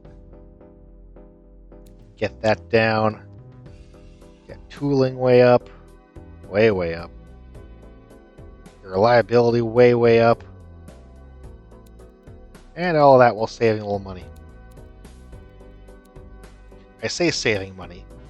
I mean spending $124 million instead of $140 or something. But it's something. Still, just from the sliders, this will be a better and cheaper car. Forecast says, busy factory, lots of money. Okay, with every single car updated, just like every time, now I get to tweak some engineering on the engine. What do I want to spend this on the most? Good question. I got 8 months.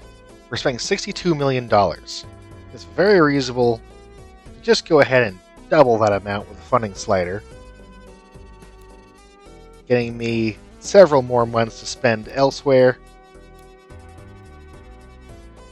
What do we want? Reliability is going to affect all our cars. Material costs aren't that high, so process probably not a priority. tooling, we do want to get up. But not too much. And yeah, that should about do it.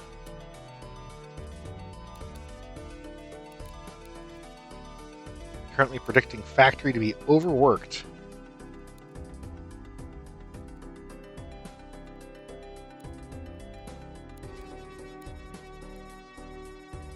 Yeah, the only thing I can do is expand Engine Factory 4. Get a proper name, I guess. Large 3. Then my plots are full. We can always buy more land, but Khalid North and Engine Factory 4. Let's just they're right down the street. Say that there. They're as big as they can get. Really, I could probably justify a huge factory, which would be the most efficient. But for now, it's in two separate factories. I can't sell that factory. I'm just stuck with a factory that has to be medium or smaller. Which is another thing in the game update that I'm looking forward to changing. Every factory can get expanded offices. It seems pretty worth it. Now with all that adjusted, there's slightly different stats on these cars even. I hope I don't need to go in here and refresh it. 12 commuter. Go in. Yeah, we see reliability goes up because I changed my engineering sliders. But what we see on this screen hasn't changed. So I believe I'm not like accidentally screwing my stats over by not revisiting and recalculating. That's good at least. So it's a good final cost for our Bollo. The cheapest one can be $7,500. That's cheap. Maybe 8,000. Does that give us a better profitability? It seems to. It says a narrow margin. And 11,000 for the Primo. 11,500 for the Sport. Yeah, I think that fulfills our goal of making some very cheap cars. So when all's said and done, this project is projected to cost $4 billion. Wow, by the way. I mean, it's good I have all this accurate marketing forecast data. I'm not throwing all of my company's money in on a guess. But we have that in cash. So we're going to go no loan and proceed with the 5-year plan. I may have made one miscalculation. Or, no, it's not actually a big miscalculation. The big factory, this factory shut down for retooling, but that's building a new factory from scratch. It's not shutting anything down. We do go a full year of shutdown on the Illuzione and the Canguro. They're getting upgrades to the factory. And Coniglio's can shut down for a little bit too. Not as long, because I didn't put the staff offices on that. And we're still raking in money hand over fist. Probably spend more on marketing. I'll give it a year or so and just kind of review that. Our loan repayment is close to as much as our R&D or marketing budget. So this big upgrade is all with cash. I think it might be the first upgrade of this size I've done without taking out a big loan. Hopefully I can start to get some loans completely paid off and just be operating the company debt-free. Because maintaining that interest is taking a chunk that we could be spending on marketing or something else. Other revenue of $16 million is, I think, interest on our cash we have. It is just rapidly climbing. Or to hit $6 billion in the coffers. Credit rating is only A-. Not totally sure how that makes sense, but whatever. We have direct injection coming up for engines. I don't think we're going to use that for a little while. Maybe on a supercar. auto manual gearboxes. Those we probably won't use at all. That's the, well, we'll have familiarity with it. It's like a manual, but computer controlled, so you don't have to actually drive the thing. Some of the early ones are quite miserable. Or really, they're all quite miserable. But they lead into having familiarity with the dual clutch later, which is the actually good gearbox. I think what you get kind of the modern era is your conventional automatics start to go away, and more of them get replaced with either CVTs that get the best fuel economy, or dual clutches for your more sporty cars. How much do we have left on our loan repayment? And Crater Mark 1, I must have dialed out like 10 years or something. Remaining loan, $328 million, monthly payment, $7 million. And of course, I can't just pay these off all at once like I'd like to do. Still, I guess in about 4 years, we'll be free of that debt.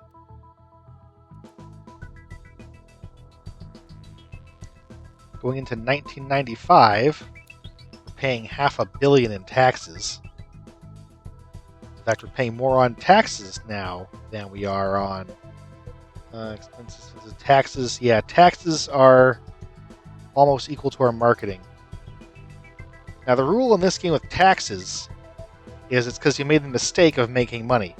You should be spending all of your money to expand and not letting it go into the bank account. So let's see, our R&D costs are $50 million. Where can we spend that more? Drivetrains. We like drivetrains, $4 million more there. Wheels and brakes, we're getting behind on those. +2, another $8 million. Suspension we like. Driver assists. Yeah, I'd better. Interior. Safety.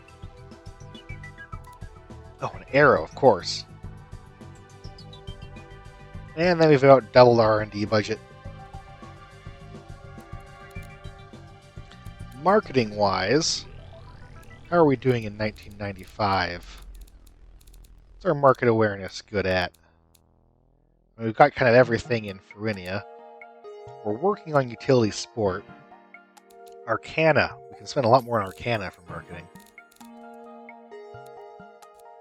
Let's see. More sportiness. Drivability covers everything. Comfort. Safety. Off-road for sure. Just spread those points around.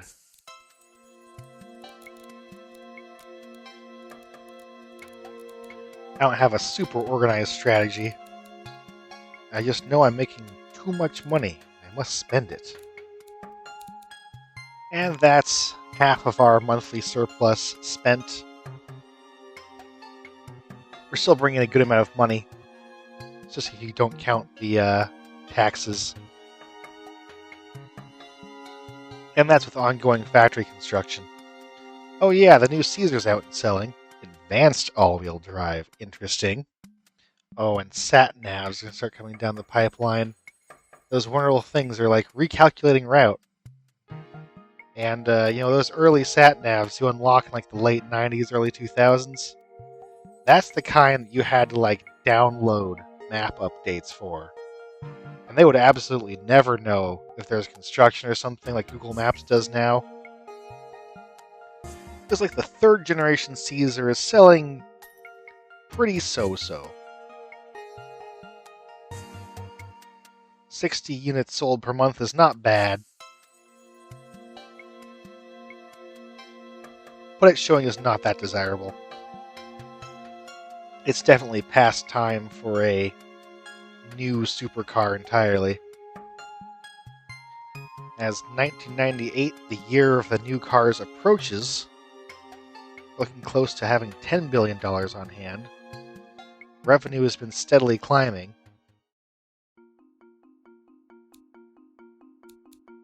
Pause that. What's selling really well? we're starting to sell pre-orders for upcoming cars. Canguros are sold out. Did I upgrade their factory? I don't think I did. We're not making enough of them anymore. So I need to expand the factory. Coniglios are also getting sold out. At least the cheaper ones are by a lot. The more expensive ones are not. So while our factories are all upgrading, we are going to run out of inventory entirely and see some short period of losing money and maybe losing a little of our marketing because we're not selling cars. It's going to be COVID-era prices for Carota Motors, with the dealerships that happen to have cars putting an insane markup and then people scalping them and selling them again. Small recall on the Illuzione. It's not a big deal. 6-speed automatics coming. Now we saw that we actually gained reliability when we added a speed to the automatics because they care a lot about how far apart each gear is. So we're probably going to implement that as soon as we update our cars again. And now a lot of car sales have stopped. Coniglios are still going. Got to pay back a lot of pre-orders in those Coniglios too.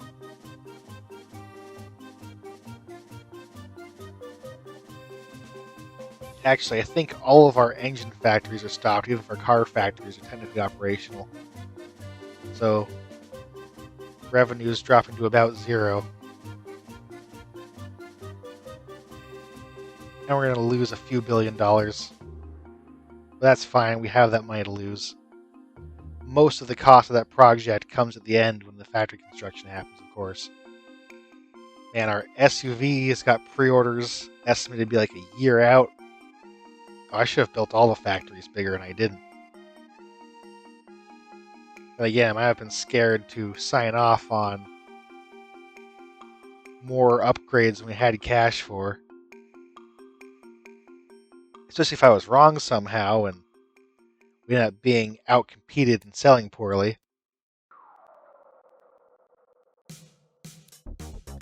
Alright, now everything's out, and our revenue is higher than ever.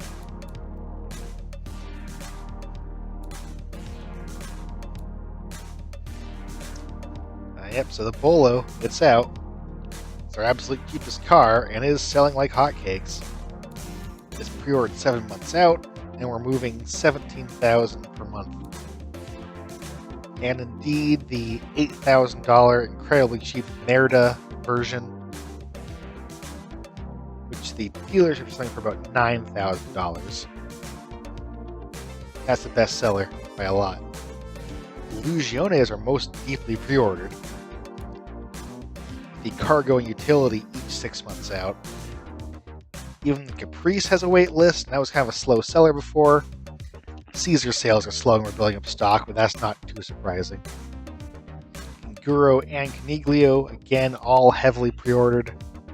They're running for a couple more ticks. And I might just build more factories.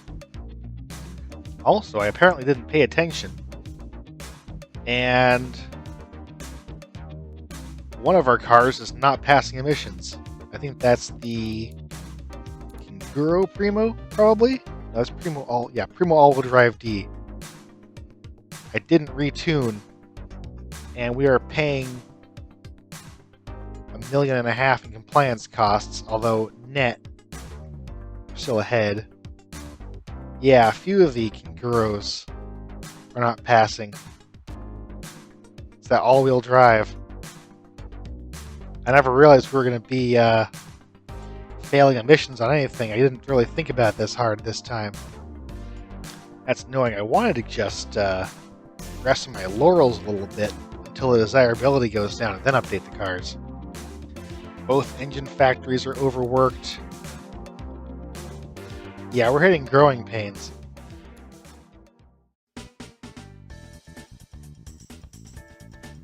Now that we're in 1998 and the Bollo is out and selling, I think this could be a good time to stop here and review the status of Carota Motors.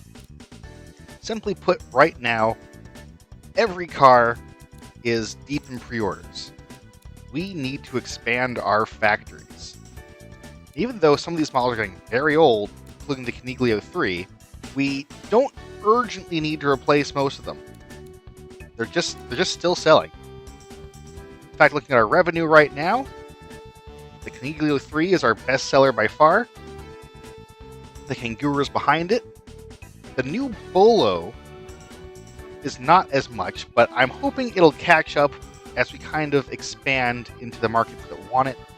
That's the cheaper markets we've been neglecting a little bit. The Illuzione is doing great, and it's also the most pre-ordered car. In other words, the Illuzione needs those updated factories the most, or expanded, I should say, factories. Caprese 2 is not doing super great. I mean, it's doing good. It's still in pre-orders.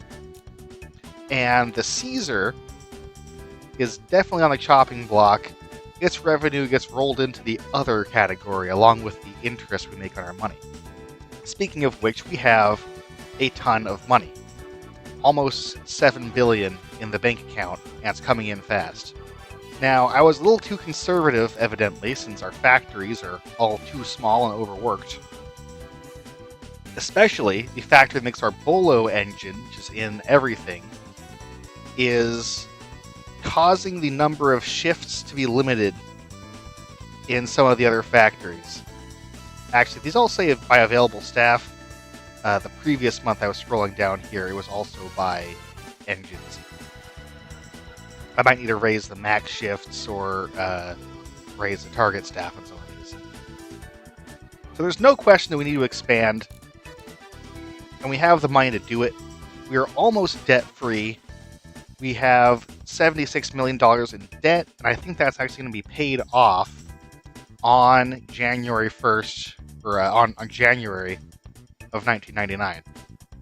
So we're nearly debt-free, which is good because the loan repayment for a while was a big chunk of our expenses. But the big question from here is what we want to focus on in the next episode as we go into the 2000s. Some of these cars can be replaced or not. The Coniglio especially I'm torn on because it's getting to be ancient, but it's also our best seller. I'm a little scared to even mess with it by replacing it with a new model, although there's some good bodies we'll get soon. The Caesars, I think I said this, but the Caesar's on a chopping block. We need to make either a new supercar or a new luxury car. We need that elite top-level car which serves as a way for us to farm familiarity and new technology, and it's just overdue to be replaced. So that could be a supercar, or it could be like a luxury, and that I think is going to be up to you guys. So leave a comment for what you think we should do for that. Looking at our revenue, we just recently crossed the line of $1 billion, and this is on a monthly basis. So if it stays steady here, we're what you would call a $12 billion company. That's how much we're handling per year. And looking at our expenses, of course, it's basically all the cars and engines. We don't have any really big problematic sectors. When we went into our new factory production, we did pay back $500 million worth of pre-order deposits that we couldn't fulfill because we replaced those cars. So I guess really you could say the problem of us having two small factories has been around for a while now. Looking at our markets, in Farinia, our home country, we are approaching absolute maximum market awareness. I think 98% market awareness might be a hard cap in the game. I guess we'll see if that continues to go up. But basically, the markets that we're strong in, we are absolutely ubiquitous. And even our weakest markets, we have a very good presence. Similarly, we're getting to that point in Gazmia, which is a big market for us. Over 8% of market share in the city markets, which is great. We're also doing very good in their utility markets. Arcana, we do have a lot of room to grow, and we did invest in marketing there, so it's growing fast. But our markets are not as strong there, or our dealerships too. They're making up a decent number of sales in our cheaper cars. The Bollo and the Coniglio, like you said, the cargo van. And we're getting a lot of sports car, supercar sales in Beluga. And worldwide, we can see we are just moving a lot of cars. I don't care to try and add this up and guess what our total sales are at. But we know we're moving, 20,000 Bollos in a month, 17,000 Canguros, 25,000 Coniglios.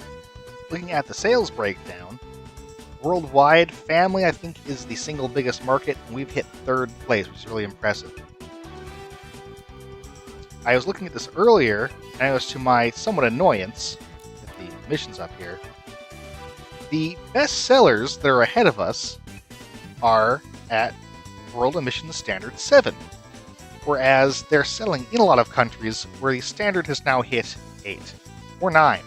And that kind of annoys me, because I don't think they're paying any kind of penalty on that as NPCs. We have to meet the emissions, and they don't.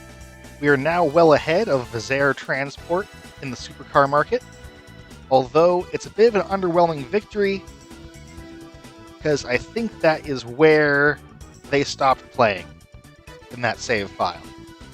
And the same goes for our luxury competitor, Dunbar. They just don't have any trims going into the 90s. So it's hard to feel like I've truly won, but it was a fun competition. I appreciate our viewers sending in those save files. And some other markets. We're worldwide number 1 in light sport, and by a good margin. Not that it's a very huge market. And we have a lot of cars contributing lineup strength to it, which is some calculation of whether the car is better than your other cars that cost less.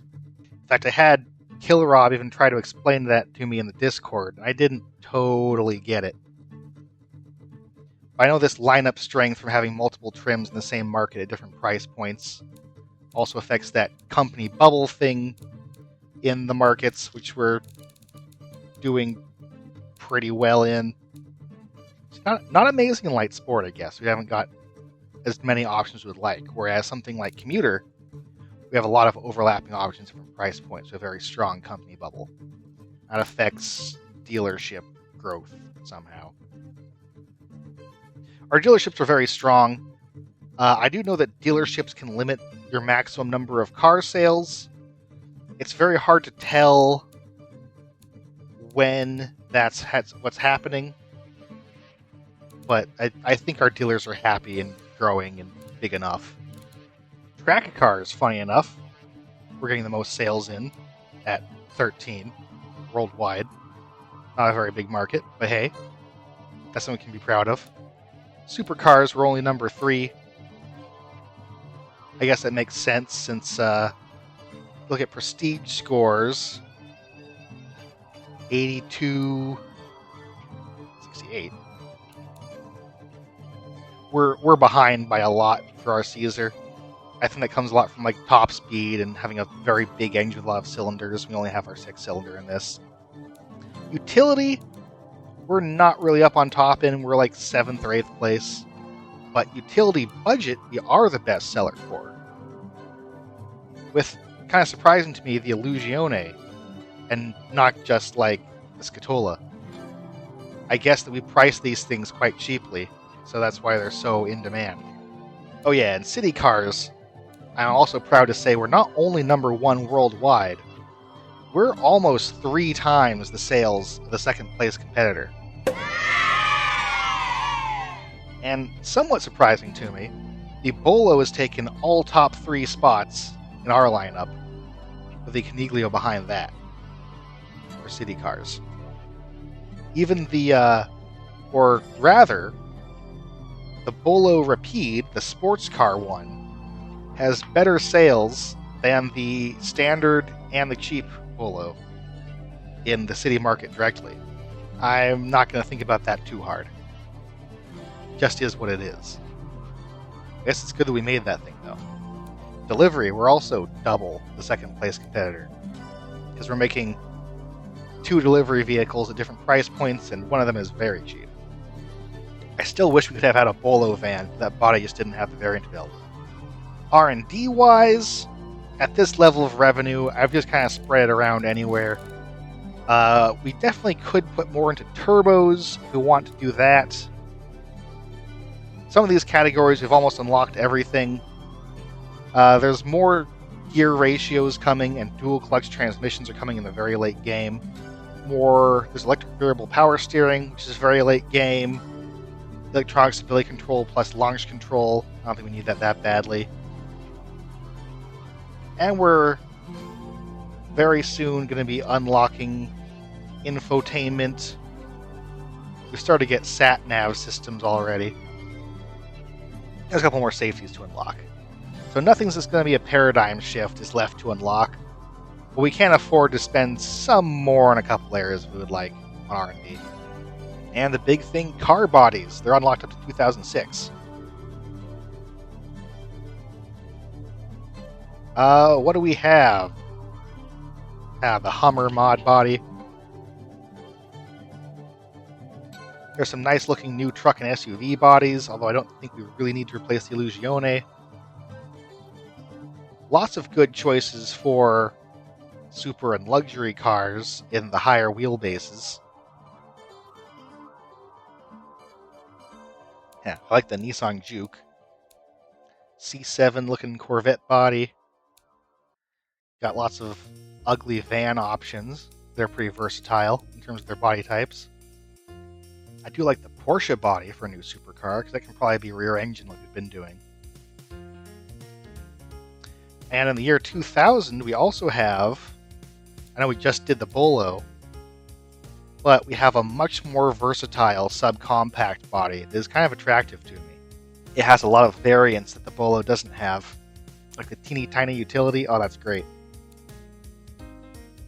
And the larger version of that too, the 2.4 meter, is probably what would be a good choice to replace the Coniglio if we chose to go that route. So in summary, we definitely need to replace the Caesar with something, either a super or a luxury car. And I think we can afford to update and replace one of our existing market category models, or we could probably expand into one new model during the 2000s. I'm not sure in what market we'd aim at, but I'm sure you guys have suggestions. And other than that, we'll just be investing lots of money into updating our factories, selling the cars we have. Oh, and we are losing some money on emissions, so I definitely need to update some of the cars to pass emissions better. I don't think that's going to be very difficult to do, but I need to actually do it.